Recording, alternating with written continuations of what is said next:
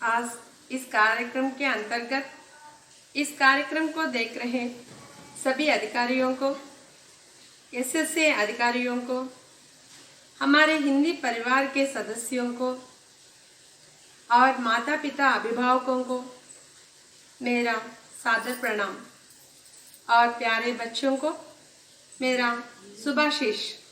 मेरा नाम रामलक्ष्मी है। मैं कस्तूरबा गांधी बालिका विद्यालय कोत्तपल्ली मंडल कन्नूर जिले में हिंदी अध्यापिका के रूप में काम कर रही हूँ। आप सभी को हिंदी सत्र में स्वागत है। आज हमारा टॉपिक हिंदी व्याकरणांश के अंतर्गत संज्ञा है। संज्ञा के बारे में संपूर्ण जानकारी प्राप्त करेंगे। संज्ञा क्या है? संज्ञा के बारे में आज हम संपूर्ण जानकारी प्राप्त करेंगे। सभी छात्र अपने नोट्स में ध्यान से लिखिए। సంజ్ఞ అంటే ఏంటి? సంజ్ఞ గురించి పూర్తిగా తెలుసుకుందాము. స్టూడెంట్స్, మీరంతా మీ యొక్క నోట్బుక్స్లో నీట్గా नोट చేసుకోండి. नेक्स्ट, संज्ञा को इंग्लिश में क्या कहते हैं और तेलुगु में क्या कहते हैं? సంజ్ఞను ఇంగ్లీష్లో ఏమంటారు? నౌన్ అని అంటారు. మరి తెలుగులో నామవాచకం అని అంటారు. नेक्स्ट, संज्ञा की परिभाषा किसी व्यक्ति, वस्तु, स्थान, प्राणी और भाव आदि के नाम को संज्ञा कहते हैं. సంజ్ఞ యొక్క పరిభాష అంటే సంజ్ఞ యొక్క డెఫినేషన్, నిర్వచనం అంటే ఏంటి? సంజ్ఞ అంటే ఏంటి? ఒక వ్యక్తి, ఒక వస్తువు, ఒక స్థానము, ఒక ప్రాణి మరియు ఒక భావం యొక్క పేర్లను తెలిపే వాటిని సంజ్ఞ అని అంటారు. बच्चों, इस चित्र में एक लड़की पुस्तक पढ़ती दिखाई दे रही है. పిల్లలు, ఈ యొక్క చిత్రంలో ఒక అమ్మాయి పుస్తకం చదువుతూ కనిపిస్తుంది. अब इस चित्र की वाक्य को पढ़ते हैं.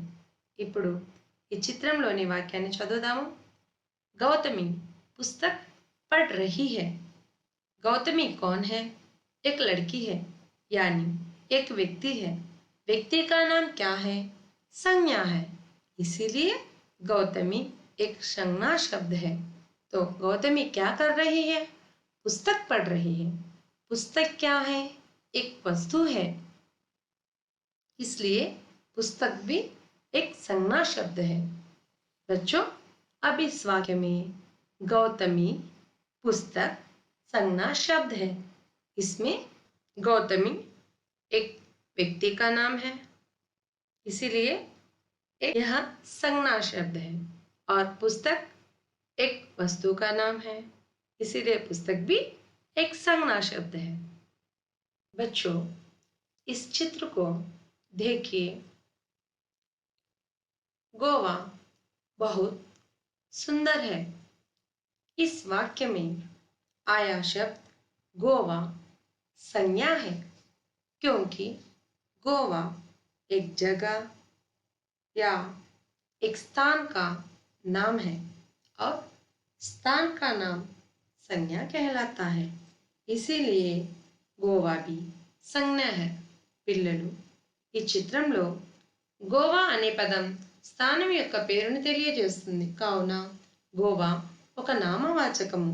హిందీలో గోవా ఒక సంజ్ఞ.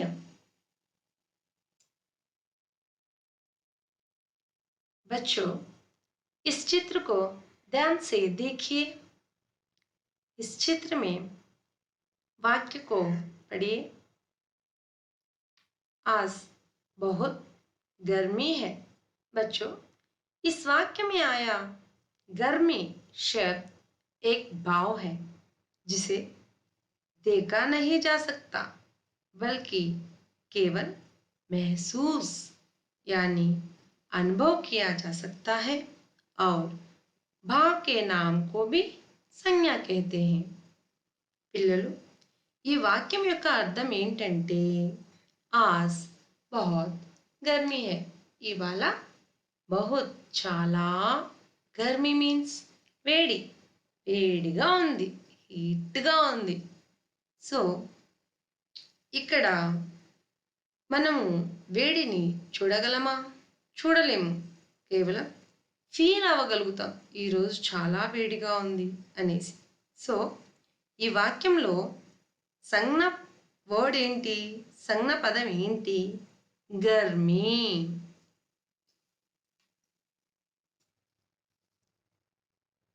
बच्चों, इस चित्र को ध्यान से देखिए और वाक्य को पढ़िए।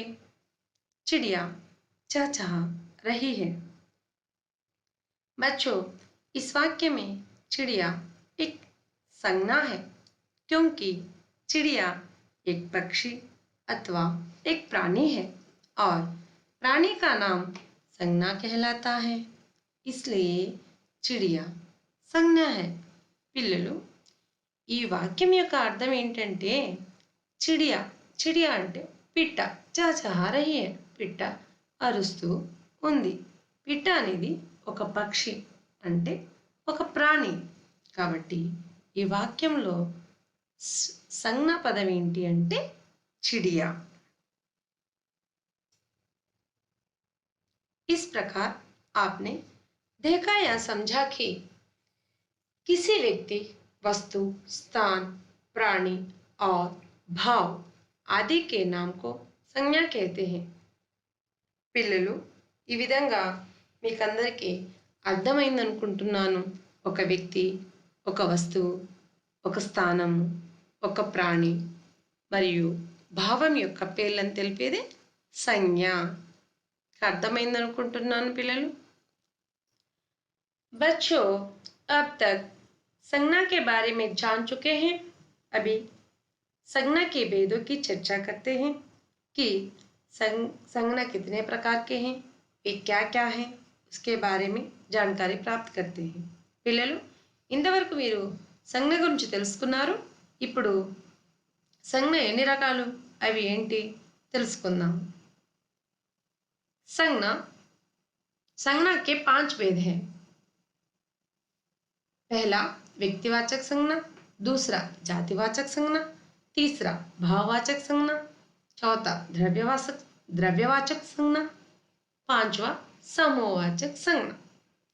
సంజ్ఞ యొక్క రకాలు 5। అవి ఏంటంటే మొదటిది వ్యక్తివాచక సంజ్ఞ, రెండవది జాతివాచక సంజ్ఞ, మూడవది భావవాచక సంజ్ఞ, నాలుగవది ద్రవ్యవాచక సంజ్ఞ, ఐదవది సమూహవాచక సంజ్ఞ। ఇవి మీరు నోట్బుక్లో నోట్ చేసుకోండి పిల్లలు జాగ్రత్తగా। వ్యక్తివాచక సంజ్ఞకి పరిభాష। వ్యక్తివాచక సంజ్ఞ యొక్క डेफिनेशन, निर्वचनम తెలుసుకుందాం।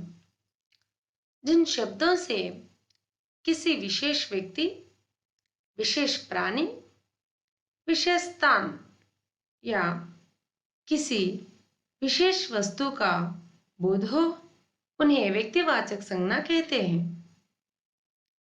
అంటే जिन शब्दों से किसी विशेष व्यक्ति అంటే ఒక నిర్దిష్టమైన వ్యక్తి గురించి అయితే వ్యక్తి గురించి, విశేష ప్రాణి నిర్దిష్టమైన ప్రాణి గురించి, విశేష స్థాన్ నిర్దిష్టమైన ప్లేస్ గురించి, స్థానం గురించి, యా కిసి విశేష వస్తువు ఒక నిర్దిష్టమైన వస్తువు గురించి చెప్పుకుంటాము, దానిని వ్యక్తివాచక సంజ్ఞ అని అంటాము। जैसे श्री कस्तूरबा गांधी जी विशेष व्यक्ति हैं और मोर हमारे राष्ट्रीय पक्षी विशेष प्राणी है, ताजमहल विशेष स्थान है, रामायण विशेष वस्तु है। ఈ విధంగా అయితే శ్రీ కస్తూర్బా గాంధీజీ ఒక నిర్దిష్టమైనటువంటి వ్యక్తి పేరు, మరియు మోర్ మన జాతీయ పక్షి ఒక నిర్దిష్టమైనటువంటి ప్రాణి, తాజ్మహల్ ఒక నిర్దిష్టమైనటువంటి స్థలము, రామాయణ్ ఒక నిర్దిష్టమైనటువంటి బుక్ నేమ్ అన్నమాట।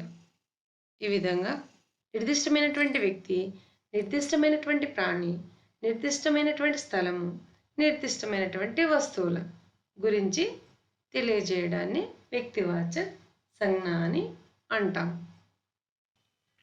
జాతివాచక संज्ञा की परिभाषा. మరి जातिवाचक संज्ञा యొక్క डेफिनेशन ఏంటి తెలుసుకుందాము. जिन शब्दों से एक ही प्रकार के प्राणियों, वस्तुओं तथा स्थानों के नाम का बोध होता है वे जातिवाचक संज्ञा कहलाता है.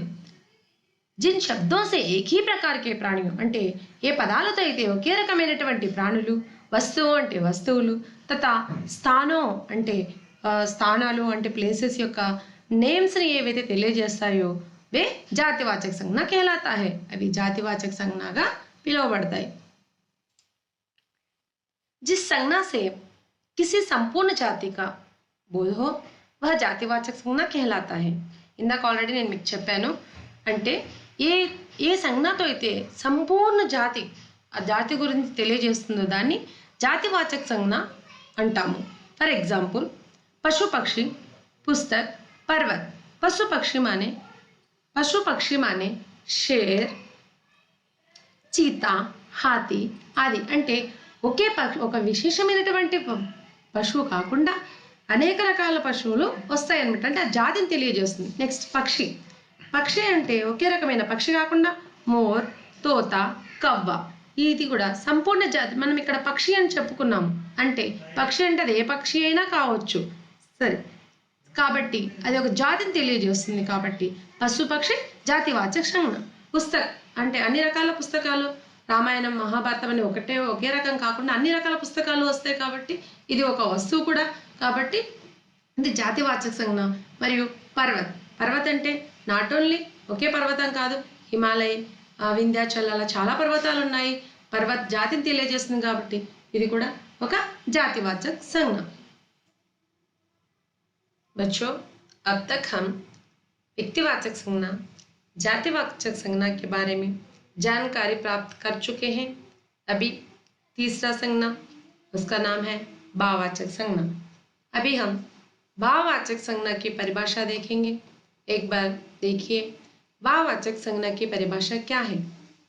भाववाचक संज्ञा माने जिन शब्दों से किसी गुण, स्वभाव, अवस्था, दशा का बोध हो वे भाववाचक संज्ञा कहलाता है. పిల్లలు, ఇంతవరకు మనము వ్యక్తివాచక సంజ్ఞ అంటే ఏంటో తెలుసుకున్నాము, జాతివాచక సంజ్ఞ అంటే ఏంటో తెలుసుకున్నాము. ఇప్పుడు మూడవది భావవాచక సంజ్ఞ గురించి తెలుసుకుందాము. మరి భావవాచక సంజ్ఞ అంటే ఏంటి, దాని యొక్క నిర్వచనం ఏంటి తెలుసుకుందాము. जिन शब्दों से किसी गुण అంటే ఏ పదాల ద్వారా అయితే గుణము, స్వభావము, అవస్థ అంటే స్థితి, దశ అంటే దశను తెలియజేస్తాయో వాటిని భావవాచక సంజ్ఞ అని అంటాము. बच्चों, अब तक हम भाववाचक संज्ञा परिभाषा के बारे में पढ़ चुके हैं. अभी भाववाचक संज्ञा के अंतर्गत उदाहरण देखेंगे. పిల్లలు, ఇంతవరకు మనం భావవాచక సంజ్ఞ అంటే ఏంటో దాని యొక్క నిర్వచనం తెలుసుకున్నాము. ఇప్పుడు ఉదాహరణ కూడా తెలుసుకుందాం, దాని కింద ఏమేమి వస్తాయి అనేసి. భావవాచక సంజ్ఞకి ఉదాహరణ देखिए. गुण, स्वभाव, अवस्था, दशा అంటే గుణము, స్వభావము, अवस्था అంటే స్థితి, దశ. गुण के अर्थ में मिठास, दया, प्रेम అంటే గుణాలు అన్నమాట. ఇవి మిఠాస్, దయ, प्रेम. आम मीठा होता है, इसमें मीठा आम का स्वभाव है. మామిడి పండు తీయగా ఉంటుంది, తీయదనము మామిడి పండు యొక్క గుణము. నెక్స్ట్ దయా, అనాథోं पर दया रहना चाहिए. అనాథుల పట్ల దయ కలిగి ఉండాలి. इसमें दया एक गुण है. ఇందులో దయ అనేది ఒక గుణాన్ని తెలియజేస్తుంది. కాబట్టి ఇది కూడా ఒక भाववाचक संज्ञा. प्रेम, माता पिता बच्चों से प्रेम से व्यवहार करते हैं. తల్లిదండ్రులు పిల్లలతో ప్రేమగా వ్యవహరిస్తారు. इसमें प्रेम एक गुण है, इसलिए यह भी एक भाववाचक संज्ञा है. नेक्स्ट, स्वभाव के अर्थ में मित्रता और शत्रुता. मित्रता माने श्री कृष्ण और कुचेलुडु. इन दोनों के बीच दुनिया में मित्रता इन दोनों को మిత్రతా के प्रतिरूप में याद करते हैं. శ్రీకృష్ణుని కుచేలుడిని ప్రపంచంలో మిత్రత్వం యొక్క ప్రతిరూపాలుగా చెప్పుకుంటూ ఉంటారు. కాబట్టి మిత్రత్వం అనేది ఒక స్వభావాన్ని తెలియజేస్తుంది. సో మిత్రత ఒక భావవాచक संज्ञा. నెక్స్ట్ శత్రుత. శత్రుత माने శత్రుత్వ. శత్రుత అంటే శత్రుత్వము. కౌరవ్ और पांडव के बीच में శత్రుత है. కౌరవులు పాండవులకు మధ్యలో శత్రుత్వము ఉంది. శత్రుత एक स्वभाव है, इसलिए यह भी एक भाववाचक संज्ञा है. సో శత్రుత అనేది ఒక స్వభావము. ఇది కూడా భావవాచక సంజ్ఞగా చెప్పుకుంటాం. నెక్స్ట్ అవస్థ. అవస్థ అంటే స్థితి. సో అవస్థ కిందకి ఏమేమి వస్తాయో ఒకసారి చూద్దాము. జవానీ, బుడాపా, బచ్పన్.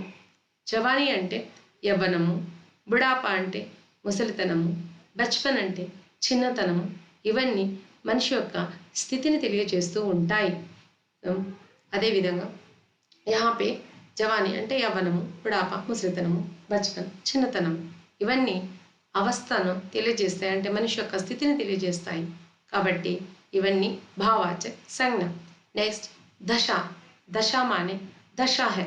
దశ అంటే దశ అన్నమాట. ఉన్నతి, అవనతి. ఉన్నతి అంటే అభివృద్ధి చెందటము. సో అవనతి మీన్స్ క్షీణత అంటే పడిపోవటం. గిరావట్ అంటారు హిందీలో. ఇవి దశను తెలియజేస్తాయి కాబట్టి ఇది కూడా ఒక భావవాచక संज्ञा. बच्चों, अब तक हम व्यक्तिवाचक संज्ञा, जातिवाचक संज्ञा, भाववाचक संज्ञा के बारे में जानकारी प्राप्त कर चुके हैं. अभी हम द्रव्यवाचक संज्ञा के बारे में भी जानकारी प्राप्त करेंगे. द्रव्यवाचक संज्ञा माने क्या है, उसकी परिभाषा क्या है, उसके उदाहरण क्या क्या आते हैं, एक बार देखेंगे. పిల్లలు, ఇంతవరకు మనం వ్యక్తివాచక సంజ్ఞ, జాతివాచక సంజ్ఞ, భావవాచక సంజ్ఞ గురించి తెలుసుకుందాము. ఇప్పుడు ద్రవ్యవాచక సంజ్ఞ గురించి తెలుసుకుందాము. మరి ద్రవ్యవాచక సంజ్ఞ అంటే ఏంటి, ద్రవ్యవాచక సంజ్ఞ యొక్క నిర్వచనం ఏంటి, మరి ఉదాహరణలో ఏమేమి వస్తాయో తెలుసుకుందాము. మీరంతా నోట్బుక్లో ప్రతి ఒక్కటి ఎంటర్ చేసుకొని నేర్చుకోండి. ఇది 6th క్లాస్ నుంచి 8th क्लास వరకు 10th क्लास వరకు కూడా చాలా ఇంపార్టెంట్.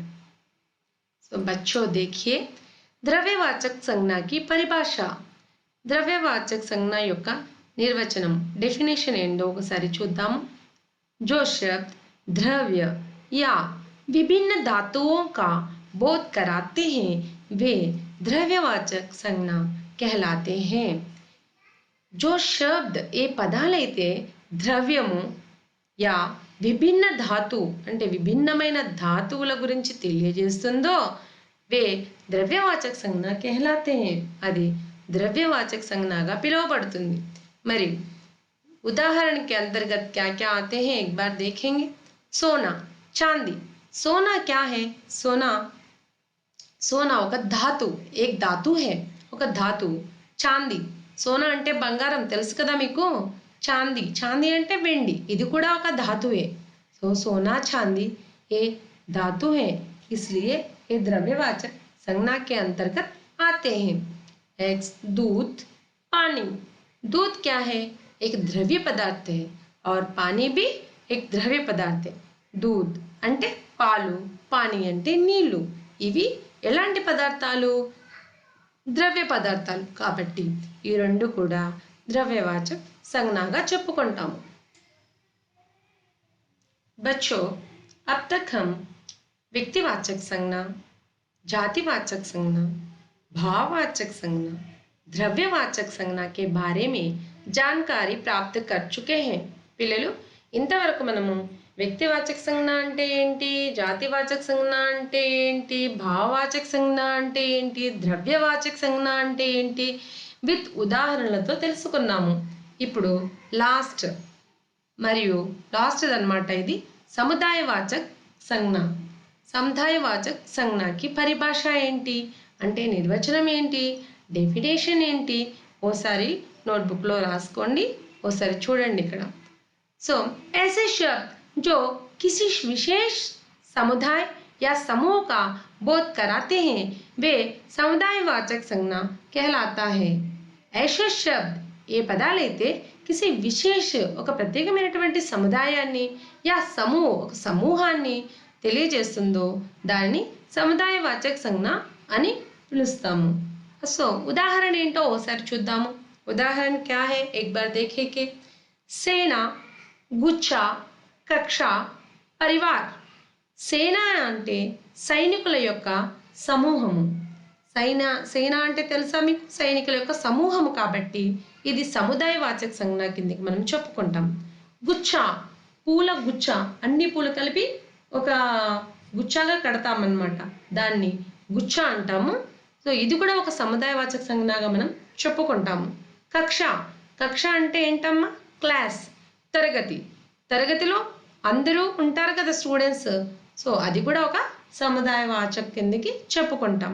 నెక్స్ట్ పరివార్, పరివార్లో కూడా అమ్మ నాన్న అందరూ ఉంటారు కదా, మనము మొత్తం ఒక పరివారము, తాతయ్య అమ్మమ్మ నానమ్మ వీళ్ళంతా ఉంటారు కదా ఒక పరివారం, ఇదంతా ఒక సముదాయం అన్నమాట। కాబట్టి పరివార్ కూడా ఒక సముదాయవాచక సంజ్ఞగా చెప్పుకుంటాం। बच्चों, अब तक संज्ञा के बारे में संपूर्ण जानकारी प्राप्त कर चुके हैं। अभी 8वीं कक्षा पाठ्य पुस्तक पृष्ठ संख्या 18 एक बार खोलिए। పిల్లలు, ఇంతవరకు మనము సంజ్ఞ గురించి పూర్తిగా తెలుసుకున్నాము। ఇప్పుడు 8వ తరగతి పాఠ్యపుస్తకంలో 18వ పేజ్ ఓపెన్ చేయండి।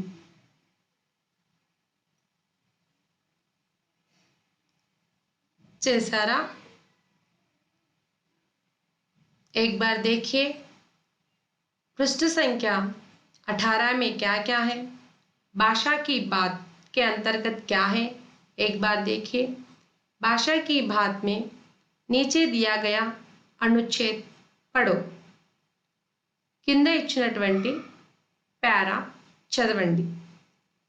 रानी और रमेश 8वीं कक्षा में पढ़ते हैं। रानी और रमेश किस कक्षा में पढ़ते हैं? 8वीं कक्षा में पढ़ते हैं। उनका नाम क्या है? रानी और रमेश है। రాణి మరియు రమేష్ ఏ తరగతిలో చదువుతున్నారు? 8వ తరగతిలో చదువుతున్నారు। गर्मी की छुट्टियों में दादाजी उन्हें अपने गांव ले जाने के लिए आए। गर्मी की छुट्टियों में అంటే ఎండాకాలం సెలవుల్లో दादाजी అంటే వాళ్ళ తాతయ్య उन्हें अपने गांव ले जाने के लिए आए వారిని వారి యొక్క గాంకి తీసుకెళ్ళడానికి వచ్చారు। किस छुट्टियों में? गर्मीకి छुट्टियों में అంటే ఎండాకాలం సెలవుల్లో। మనం కూడా ఎండాకాలం సెలవుల్లో మన యొక్క తాతయ్య నానమ్మ వాళ్ళ ఊర్లకు వెళ్తూ ఉంటాం కదా, అదేవిధంగా రాణి మరియు రమేష్ కూడా ఎండాకాలం సెలవుల్లో వాళ్ళని తీసుకెళ్ళడానికి వాళ్ళ తాతయ్య వచ్చారు। ఎక్కడికి తీసుకెళ్ళడానికి? వాళ్ళ యొక్క ఊరికి తీసుకెళ్ళడానికి వచ్చారన్నమాట। सब मिलकर सवेरे रेल से निकले। అందరూ కలిసి సవేరే అంటే ఉదయాన్నే రైల్ సే నికలే। రైల్ అంటే ఏంటి తెలుసా? ట్రైన్, ట్రైన్ని హిందీలో రైల్ అని అంటాము। మరి అందరూ ఉదయాన్నే ట్రైన్ నుంచి బయలుదేరారు। गाड़ी में बड़ी भीड़ थी। మరి గాడి మే బడి, గాడి అంటే బండి, ఏం బండి ఇక్కడ? ట్రైన్ అన్నమాట, ట్రైనే గాడి అని చెప్పుకున్నాం। గాడి మే బడి భీడ్ థీ, భీడ్ అంటే రద్దీ, మరి ట్రైన్లో చాలా రద్దీగా ఉన్నింది। ఫిర్ భీ జైసే తైసే బైఠనే కి జగహ మిల్ గయి। అయినప్పటికీ కూడా జైసే తైసే అలాగే బైఠనే కి జగహ మిల్ గయి, కూర్చోడానికి జగహ స్థలం దొరికింది, కూర్చోవడానికి ప్లేస్ దొరికిందన్నమాట। షామ్ తక్ గాంవ్ పహుంచ్ గయే। షామ్ తక్ అంటే, షామ్ అంటే ఏంటి? ఈవినింగ్ అంటే ఈవినింగ్ అంటే సాయంత్రము गांव पहुंच गए, ఊరికి చేరుకున్నారు. वहां स्टेशन के पास चाचा जी बैलगाड़ी लेकर तैयार थे. అక్కడ స్టేషన్ దగ్గర చాచాజీ అంటే వాళ్ళ యొక్క చిన్నాన్న బేల్గాడి లేకర్ తయార్ थे. మరి బేల్గాడి అంటే ఏంటి? ఎడ్ల బండి. చూసారా ఎడ్ల బండిని మీరు? సో ఆ ఎడ్ల బండి తీసుకొని వాళ్ళ చిన్నాన్న వాళ్ళు స్టేషన్లో దిగంగానే రెడీగా ఉన్నారు వాళ్ళని తీసుకెళ్ళడానికి అన్నమాట. बैलगाड़ी खेतों के किनारे किनारे चलने लगी. ఎడ్ల బండి ఖేత్. ఖేత్ అంటే ఏంటి? పొలాలు, ఫీల్డ్. ఆ యొక్క పొలాల కినారే కినారే పొలాల గట్లు ఉంటాయి కదా, ఆ గట్ల వెంట ఎడ్ల బండి చల్నే లగి వస్తూ ఉందన్నమాట. खेतों में किसान काम कर रहे थे. మరి खेतों में कौन रहते हैं? పొలాల్లో ఎవరుంటారు? కిసాన్ रहते हैं. కిసాన్ అంటే విన్నారా ఎప్పుడైనా ఈ వర్డ్? కిసాన్ ఎక్కడైనా వచ్చిందా మనకు? విని ఉంటారు. కిసాన్ అంటే రైతు, फार्मर. खेतों में किसान काम कर रहे थे. మరి పొలాల్లో రైతులు ఏం చేస్తున్నారు? కామ్ కర్ రహే తే. వర్క్స్ చేస్తూ ఉన్నారు, పనులు చేస్తూ ఉన్నారు. పశు చర్ రహే తే. మరి పశువులు కూడా ఏం చేస్తున్నాయంట? చర్నా. చర్నా అంటే ఏంటి? మేయటం అన్నమాట. మేస్తూ ఉన్నాయి గడ్డిని. గాంవ్ కి హరియాలి దేఖ్నే లాయక్ థీ. మరి గ్రామం యొక్క హరియాలి మానే క్యా హే? హరియాలి అంటే పచ్చదనం. అంటే ఆ యొక్క గాంవ్కి హరియాలి దేఖ్నే లాయక్ థీ. మరి వీళ్ళు బండిలో వెళ్తూ ఉన్నారు కదా, చుట్టూ సరౌండింగ్స్ ఆ చెట్లు పచ్చ పచ్చగా అంటే మొత్తం గ్రీనిష్గా చూడ్డానికి చాలా చూడముచ్చటగా ఉండి ఉందన్నమాట. బాతో బాతో మే ఘర్ ఆ గయి. మాట్లాడుతూ ఉండంగానే ఇల్లు వచ్చేసింది. దాదీజీ సే మిలే. మరి దాదాజీ ఏమో తీసుకెళ్ళడానికి వచ్చారు కదా, మరి ఇంటి దగ్గర ఎవరుంటారు? దాది ఉంటుంది. దాది వెయిట్ చేస్తూ ఉంటుంది ఎప్పుడు వస్తారా అనేసి. సో వేరే వాళ్ళు ఇంటికి వెళ్ళంగానే దాదీజీని కలుసుకున్నారు. దాదీజీని బహుత్ లాడ్ ప్యార్ కియా. చాలా ముద్దు చేసింది. సవేరే दोनों दूध पीकर दादाजी के साथ गांव घूमने निकले. మరి తెల్లవారుజామున ఇద్దరు, ఎవరిద్దరు? రాణి మరియు రమేష్. వారిద్దరు దోనో అంటే ఇద్దరు. దూద్ పీకర్. దూద్ అంటే ఏంటి? ఇక్కడ మనం ఆల్రెడీ సంజ్ఞాలు కూడా వచ్చింది వర్డ్ చెప్పుకున్నాం. దూద్ అంటే మిల్క్, పాలు తాగి దాదాజీకే సాత్ గాంవ్ ఘూమనే నికలే. తాతయ్యతో పాటు గాంవ్ ఘూమనే నికలే అంటే ఆ యొక్క ఊరిని తిరగడానికి బయలుదేరారు, చూడటానికి. बच्चों अभी तक हम अनुच्छेद पढ़ चुके हैं ना. ఇంతవరకు మీరు ఈ పేరాను బాగా చదివారు కదా. ఇప్పుడు కింద పేరా ఒకసారి చూసుకోండి. बच्चों ऊपर दिए अनुच्छेद में क्या है? अभी तक हम पढ़ चुके हैं ना. अभी ऊपर दिए अनुच्छेद में रानी, गांव, भीड़, पशु, हरियाली और दूध सब शब्द किसी व्यक्ति, प्राणी, वस्तु, स्थान अथवा भाव का बोध कराते हैं. ऐसे शब्दों को संज्ञा कहते हैं. ఆల్రెడీ మనం నేర్చుకున్నాము సంజ్ఞ అంటే ఏంటి అని. మరి ఇక్కడ ఈ పారాగ్రాఫ్లో రాణి, గాంవ్, భీడ్, పశు, హరియాలి, దూద్ ఈ యొక్క పదాలన్నీ వ్యక్తి, ప్రాణి, వస్తు, స్థాన్ మరియు భావాన్ని తెలియజేస్తూ ఉన్నాయి. ఇలాంటి పదాలని ऐसे शब्दों को संज्ञा कहते हैं. ఇలాంటి పదాలని సంజ్ఞ అని చెప్పుకుంటాము.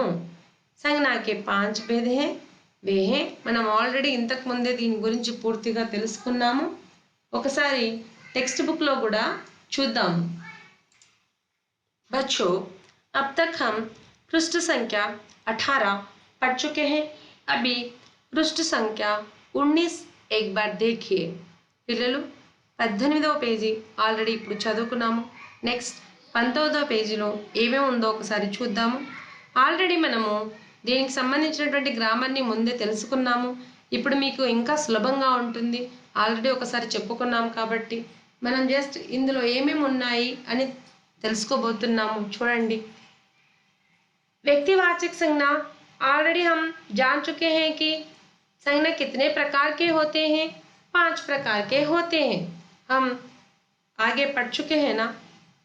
व्यक्तिवाचक संज्ञा, जातिवाचक संज्ञा, भाववाचक संज्ञा, द्रव्यवाचक संज्ञा, समुदायवाचक संज्ञा. ये 5 संज्ञा के बारे में हम जानकारी ऑलरेडी प्राप्त कर चुके हैं. फिर भी एक बार देखेंगे. व्यक्तिवाचक संज्ञा के अंतर्गत क्या है? किसी विशेष व्यक्ति, वस्तु, स्थान का बोध कराने वाले शब्द व्यक्तिवाचक संज्ञा कहलाते हैं. ఆల్రెడీ మనం తెలుసుకున్నాం. ఒక నిర్దిష్టమైనటువంటి వ్యక్తి, వస్తువు, స్థానం గురించి తెలిపేటటువంటి పదాలను వ్యక్తివాచక సంజ్ఞ అని అంటాము. ఉదాహరణ, రాము खेलता है.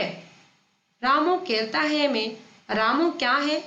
एक व्यक्ति है, विशेष व्यक्ति का नाम है. इसलिए यहाँ पे रामू एक व्यक्तिवाचक संज्ञा है. రాము खेलता है లో రాము అనేది ఒక నిర్దిష్టమైన వ్యక్తి యొక్క పేరును తెలియచేస్తుంది. కాబట్టి ఇక్కడ రాము అనేది ఒక వ్యక్తివాచక సంజ్ఞ. दूसरा జాతివాచక సంజ్ఞ. రెండవది జాతివాచక సంజ్ఞ. మరి జాతివాచక संज्ञ గురించి కూడా మనం ఆల్రెడీ ముందుగానే తెలుసుకున్నాము. हम ऑलरेडी जान चुके हैं. फिर और एक बार देखेंगे. जिस संज्ञा शब्द से किसी संपूर्ण जाति का बोध हो वह जातिवाचक संज्ञा कहलाता है. ఒక సంజ్ఞ యొక్క పదం ద్వారా సంపూర్ణ జాతి గురించి తెలిపేటటువంటి పదాలన్నిటిని మనం జాతివాచక సంజ్ఞలుగా చెప్పుకుంటాము. ఫర్ एग्जांपल लड़का खेलता है. इस वाक्य में लड़का खेलता है, लड़का माने एक विशेष व्यक्ति का नाम नहीं है. लड़का माने रामू हो सकता है, श्याम हो सकता है, शेखर हो सकता है. इसीलिए यहाँ पे यह एक जाति का बोध हो रहा है. इसलिए लड़का इस वाक्य में जातिवाचक संज्ञा है. ఇక్కడ మనము లడకా ఖేల్తా హై, లడకా ఆడుకుంటూ ఉన్నాడని చెప్పుకుంటున్నాము. మరి లడకా అంటే ఇక్కడ ఒక నిర్దిష్టమైన వ్యక్తి పేరు మనం తీసుకున్నామా అంటే లేదు. ఒక లడకా అన్నాము. లడకా అంటే బాలుడు, ఆ అబ్బాయి ఎవరైనా అయి ఉండొచ్చు. కాబట్టి ఇక్కడ ఆ బాలుడు అని ఒక జాతిని మనకు తెలియజేస్తుంది. కాబట్టి ఇక్కడ లడకా అనేటటువంటి పదము ఒక జాతివాచక సంజ్ఞగా తీసుకుంటాము. నెక్స్ట్ తీసరా భావవాచక సంజ్ఞ. మూడవది భావవాచక సంజ్ఞ. మరి భావవాచక సంజ్ఞ ఏంటి? దీని గురించి కూడా మనం ఆల్రెడీ ముందుగానే తెలుసుకున్నాము. మరొకసారి మనం చూస్తున్నాం భాववाचक संज्ञा అంటే ఏంటి.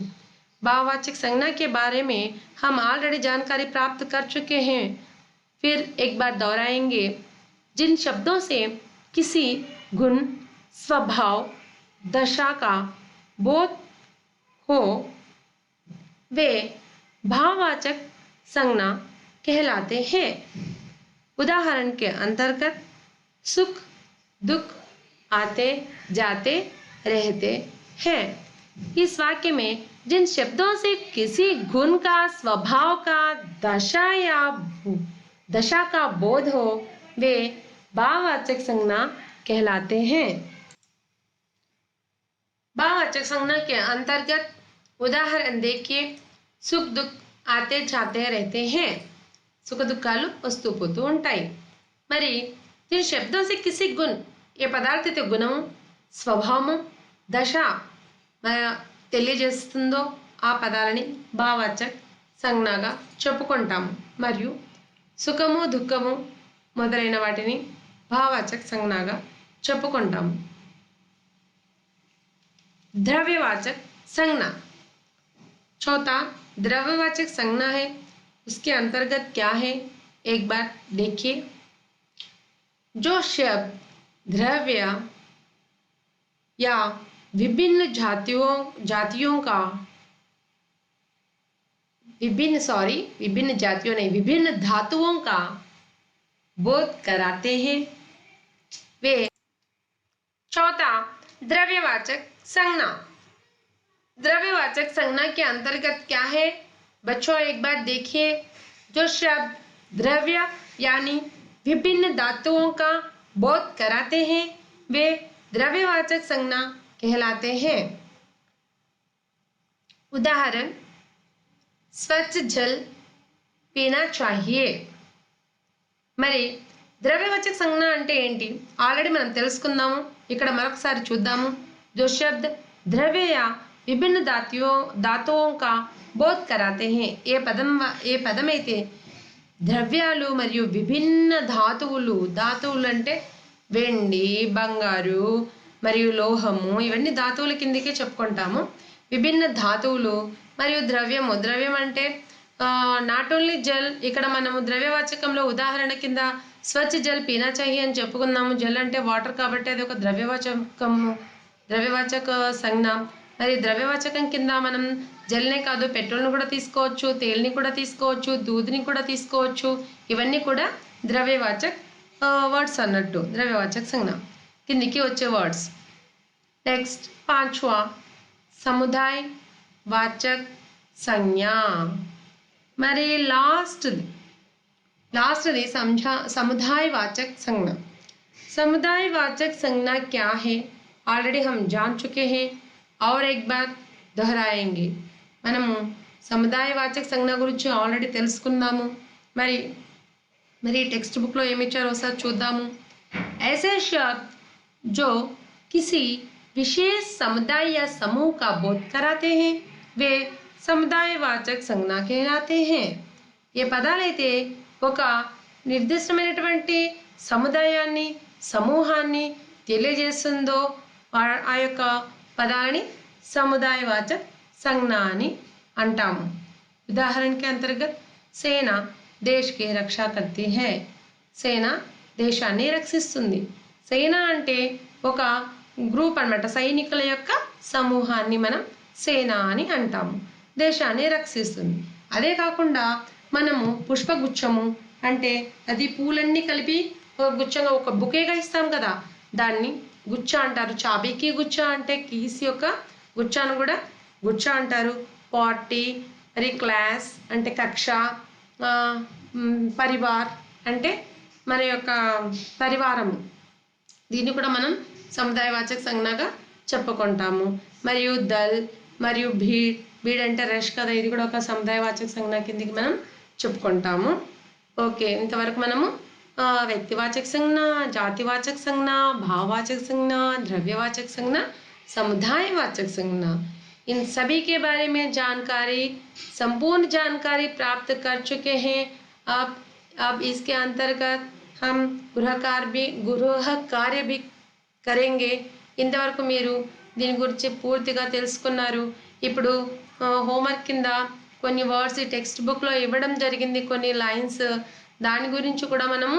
తెలుసుకుందాము ఇది మీరు ఆల్రెడీ విన్నారు కాబట్టి మీరు హోంవర్క్ నోట్బుక్ లో ఇవి ఎంటర్ చేసుకొని మరియు అక్కడ సంజ్ఞ వర్డ్స్ మీరు ఈజీగా రికగ్నైజ్ చేయగలరు ఎందుకంటే విన్నాం కాబట్టి నోట్స్ కూడా నీట్ గా రాసుకోండి ఇది 6th to 10th వరకు ఉపయోగపడుతుంది గ్రామర్ కాబట్టి బాగా ఉపయోగపడుతుంది పిల్లలు ఇప్పుడు మనము హోంవర్క్ ఏముంది టెక్స్ట్ బుక్ లో చూద్దాం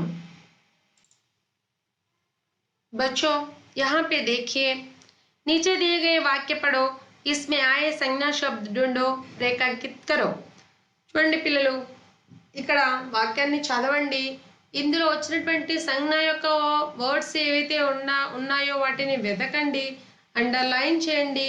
ఇది నేను మీకు హోంవర్క్గా ఇస్తున్నాను. మీరు సంజ్ఞ గురించి పూర్తిగా తెలుసుకున్నారు కాబట్టి, విన్నారు కాబట్టి, నోట్స్ రాసుకున్నారు కాబట్టి చాలా ఈజీగా చేయగలరని నేను అనుకుంటున్నాను. ఈడ ప్రతి ఒక్క లైన్ మీరు నోట్బుక్లో రాసుకొని, లేదా టెక్స్ట్ బుక్లో కూడా మీకు అక్కడ ప్లేస్ ఉంది, మీరు అక్కడ కూడా ఆ సంజ్ఞ ఏంటి అని మీరు మెన్షన్ చేయొచ్చు, లేదా అండర్లైన్ చేయండి. అక్కడ నీట్గా ఇచ్చారు. సంజ్ఞ శబ్ద్ జూండో రేఖాంకిత్ అంటే ఓన్లీ అండర్లైన్ చేసినా సరిపోతుంది అన్నట్టు. టెక్స్ట్ బుక్లోనే మీరు అండర్లైన్ చేసుకోండి. చూడండి, ఫస్ట్ ఏమి ఇచ్చారో చూద్దాము. రాణి పడతీ హే. రాణి ఏం చేస్తుందంట? చదువుతూ ఉందంట. మరి ఈ యొక్క వాక్యంలో ఒక విశేషమైన వ్యక్తిని ఏం చెప్పుకున్నాం కదా. మరి సంజ్ఞ అంటే ఏంటి అని ఆల్రెడీ మీకు తెలుసుకున్నాం కాబట్టి నేను మీకు ఆన్సర్ చెప్పదలుచుకోలేదు.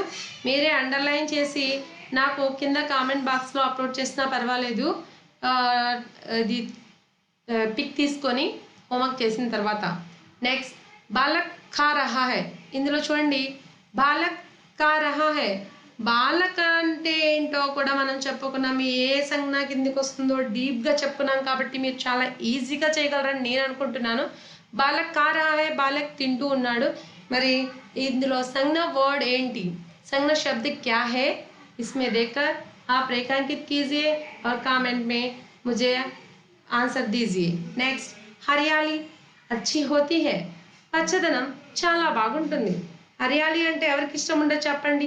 అంత గ్రీనిష్గా ఉంటుంది, పచ్చ పచ్చగా బాగుంటాయి కదా పంట పొలాలు. అక్కడైతే మనకు హరియాలి బాగా కనిపిస్తుంది పల్లెటూరులో ఎక్కువగా. మరి హరియాలి అచ్చి హోతి హై, హరియాలి చాలా బాగుంటుందంట. మరి ఈ లైన్లో కూడా మనకి సంజ్ఞా వర్డ్ ఏంటి మీకు ఆల్రెడీ అర్థమయ్యే ఉంటుంది. అండర్లైన్ చేసి నా కామెంట్ బాక్స్లో పెట్టండి పిల్లలు. నెక్స్ట్, దూద్ పీనా చాహియే, పాలు తాగాలి. మరి దూద్ అనేది కూడా ఒక సంజ్ఞనే. ఏ సంజ్ఞ కూడా మీరు ఆల్రెడీ నోటెడ్ అయ్యి ఉంటుంది మీకు. మీరు నాకు ఇది కూడా అండర్లైన్ చేయగలరని నేను అనుకుంటున్నాను. వహా భీడ్ హే, అక్కడ రద్దీగా ఉందంట. మరి ఈ వాక్యంలో కూడా సంజ్ఞ వర్డ్ ఏంటి అని మీరు అండర్లైన్ చేయగలరు, చేసి నాకు కామెంట్ బాక్స్లో ఆన్సర్ ఇవ్వగలరు.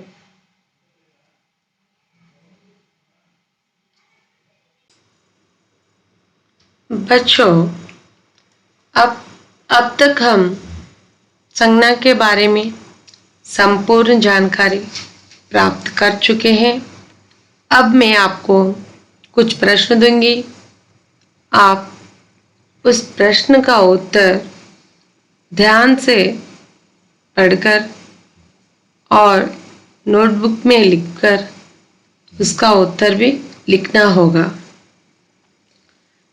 పిల్లలు, మీరు ఇంతవరకు సంజ్ఞ గురించి పూర్తిగా తెలుసుకున్నారు. మరి ఇక్కడ నేను మీకు కొన్ని క్వశ్చన్స్ ఇచ్చాను. మరి మీరు వాటి యొక్క ఆన్సర్స్ నోట్ చేసుకొని నోట్బుక్లో రాయవలసి ఉంటుంది. మీరంతా రాస్తారని నేను అనుకుంటున్నాను, ఎందుకంటే మనము సంజ్ఞ గురించి బాగా ఇంతవరకు నేర్చుకున్నాం కాబట్టి. बच्चों, एक बार देखिए, नीचे लिखे वाक्यों में से संज्ञा शब्द बताइए. కింద ఇచ్చినటువంటి వాక్యాల నుంచి సంజ్ఞ వర్డ్స్ని చెప్పండి. ఇక్కడ మీరు నోట్ చేసుకోండి, నోట్బుక్లో రాయండి. पहला प्रश्न, राधा कल दिल्ली जाएगी. राधा कल ఢిల్లీ జాయేగి అంటే రాధా రేపు ఢిల్లీకి వెళ్తుంది. ఆన్సర్స్లో ఏమేమి ఉన్నాయో ఒకసారి చూద్దాము.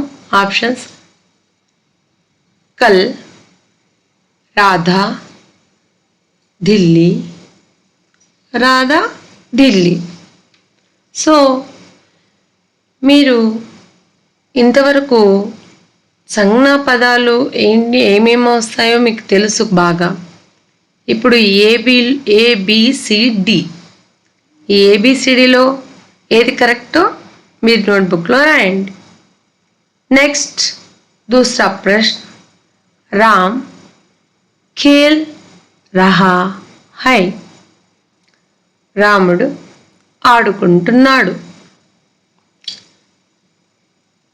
ऑप्शन ए राम, बी खेल, सी रहा है. इसमें कौन सा उत्तर सही है? నోట్బుక్ में लिखिए. పిల్లలు రాముడు ఆడుకుంటూ ఉన్నాడు అని చెప్పుకున్నాం. కింద ఆప్షన్స్లో ఏమేమి ఇచ్చారు చూడండి. రామ్ ఖేల్ రహా హై. సో ఏలో రామ్ ఉంది, బిలో ఖేల్, సి రహా హై. ఈ మూడిట్లో ఏది కరెక్ట్ ఆన్సరో రాయండి. तीसरा प्रश्न, वह आगरा में रहता है. वह ఆగ్రా में रहता है. అతను ఆగ్రాలో ఉంటాడు. ऑप्शन ए वह, बी आगरा, सी रहता है.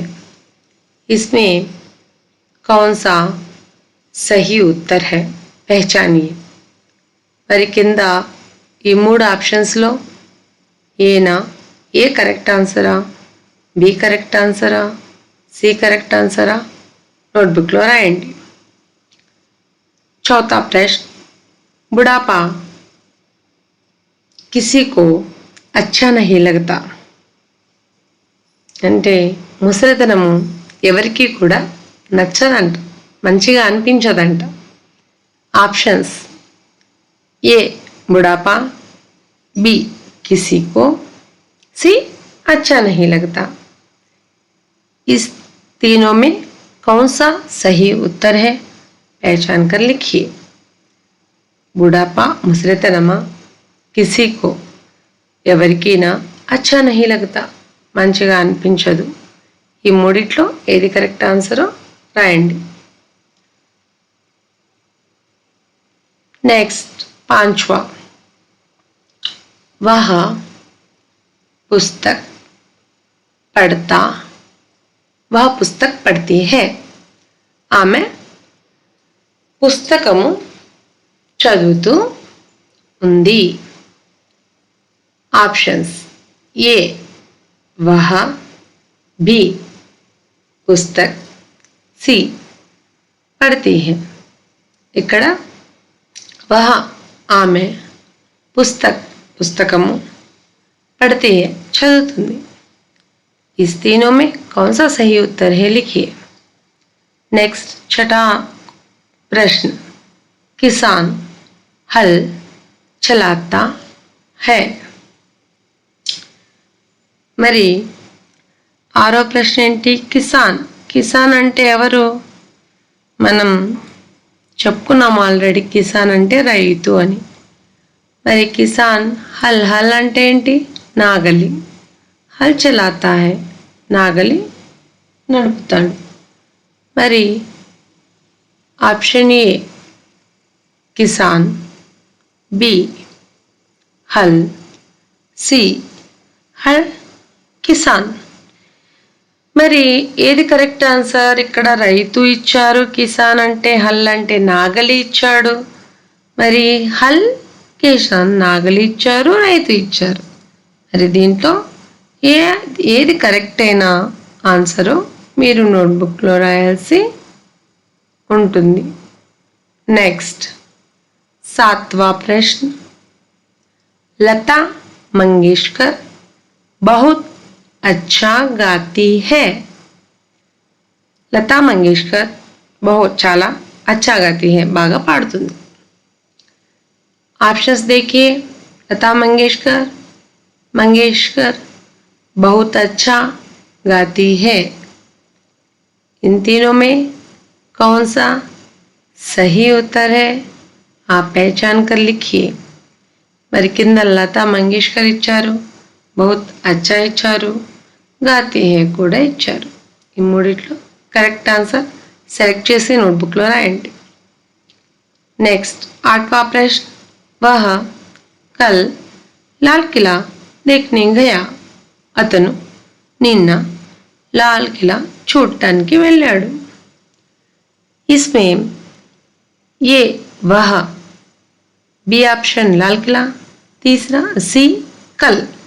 ఇందులో వహ ఉంది అంటే అతను, లాల్ కిలా ఎర్రకోట, కల్ నిన్న. ఈ మూడిట్లో ఏది సంజ్ఞానో రాయండి. నెక్స్ట్ నవా ప్రశ్న, घोड़ा दौड़ रहा है.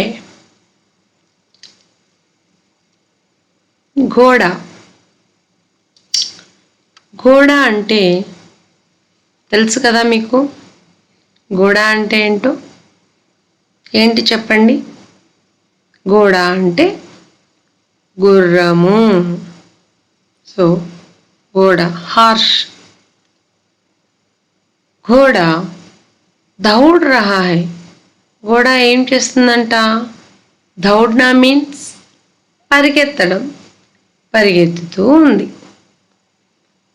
इसमें ऑप्शन सी में घोड़ा, बी में रहा है, सी में దౌడ్.